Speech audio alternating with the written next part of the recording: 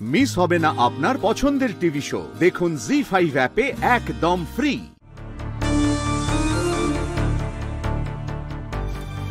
যা বললাম মনে আছে তো? শুধুমাত্র অষ্টমীর রাতের খাবারের মধ্যে এই ওষুধটা মিশিয়ে দেবে, পারবে তো? এত সহজ কাজ করতে পারবো না। পারবো। ওষুধটা মিশিয়ে দিলে মাত্র 1-1.5 ঘন্টার মধ্যে অষ্টমী ঘুমে তলিয়ে যাবে। তারপর রাত যত বাড়বে, বাড়ির সবাই ঘুমিয়ে পড়লে তারপর আমি আর দাদার ব্যবস্থা করব।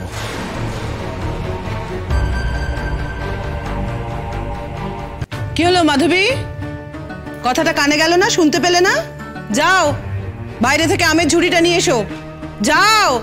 হ্যাঁ মা, যাচ্ছি।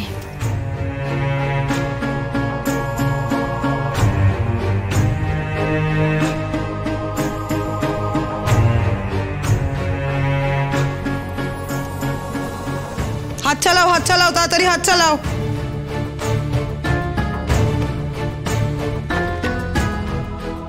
তোমাদের বাড়ির মানুষগুলো এরকম কেন গো? এক একজনের সাথে এক এক রকম ব্যবহার করে। আচ্ছা একটা কথা বলো, এখানে তো ঋতুপর্ণা দিদিও ছিল, কই ছোট মা তো ওকে কোনো কাজ দিল না। সব সময় শুধু মাধবীদির সঙ্গে, তোমার সঙ্গে আর বড় মার সঙ্গে এরকম খারাপ ব্যবহার কেন করে? আর তোমরাই বা কেন এটাকে মুখ বুঝে মেনে নাও বলো তো? একটা কিছু বলতে পারো না? তোমাকে বলেছিলাম না, এ বাড়ির সমস্ত সম্পর্ক, ভালো ব্যবহার খারাপ ব্যবহার সবকিছুই একটা মানুষের স্বার্থের উপর নির্ভর করে।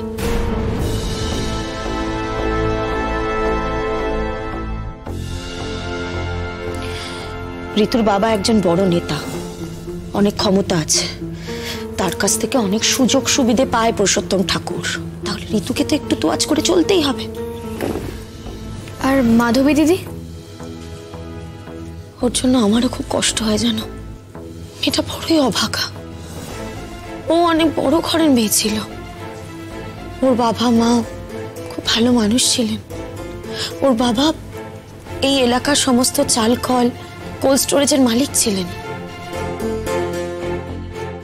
ছিলেন বলছো কেন গো? এখন তারা কোথায়? মাধবীর বিয়ের পরপরই ওর বাবা মা একসঙ্গে মারা যায়। ও বড় একা হয়ে গেছে, ওর হয়ে বলার তো আর কেউ রইল না। আর বরের কথা তো ছেড়েই দাও, যখন তখন মাধবীর সাথে যাচ্ছে তাই ব্যবহার করার এই যে সাহসটা, সেটা তো পুরুষোত্তম সিংহের নির্দেশেই পাচ্ছে ও।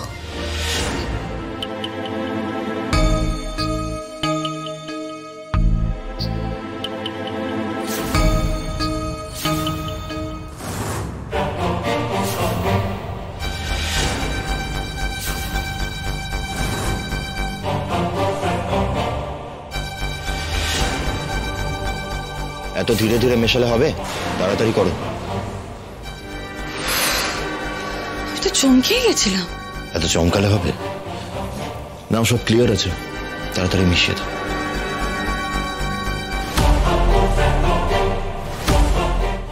জি5 ডাউনলোড করুন আর সব এপিসোড দেখুন একদম ফ্রি।